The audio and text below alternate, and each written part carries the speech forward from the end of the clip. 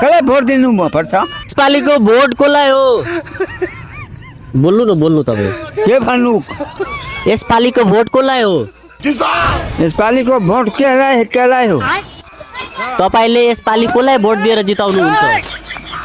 कसको भोट दिनुहुन्छ नि चुनावमा? एक पैसा दिनुपर्छ सबैलाई। सबैलाई दिएर हुन्छ? एक दुईजनाले कसैलाई जिताउनु पर्छ नि त? कसको?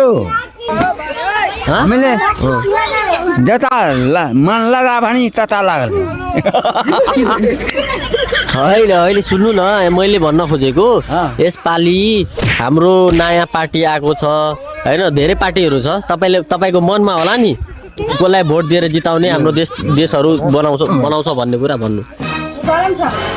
केले भन्छ? कसलाई भोट दिनुहुन्छ? कसलाई भोट दिनु पर्छ? मैले भनेको ल भन्नु न, तपाईँको इच्छा भन्नु न। मलाई आफ्नो इच्छाले दिनुपर्छ। तपाईँको इच्छा के छ? कसलाई भोट दिनुहुन्छ? तपाईँले कसले भन्छ?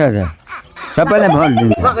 तपाईँको इच्छा के छ? कसलाई भोट दिनुहुन्छ यसपालि? तपाईँको इच्छा के हो भोट दिनु? तपाईँको मनमा होला नि एउटा पार्टीलाई भोट दिएर जिताउने, अनि यसपालिको कसलाई भोट त्यो भन्नु न। कसैले हामीले थाहा पाएन। 21 गते चुनाव हो, तपाईँलाई थाहा छैन? 21 गते 22 गते आउनुपर्छ। 21 गते चुनाव हो, यसपालि भोट कसलाई दिनुहुन्छ तपाईँ भन्नु न। मलाई भन्नु न अङ्कल, कस्तो मिठो बोल्नुहुन्छ तपाईँ, भन्नु न, भन्नु न। तपाईँ कस्तो मिठो बोल्नुहुन्छ अनि तपाईँको सुनेर भन्नु न। मिठो किन लाग्छ?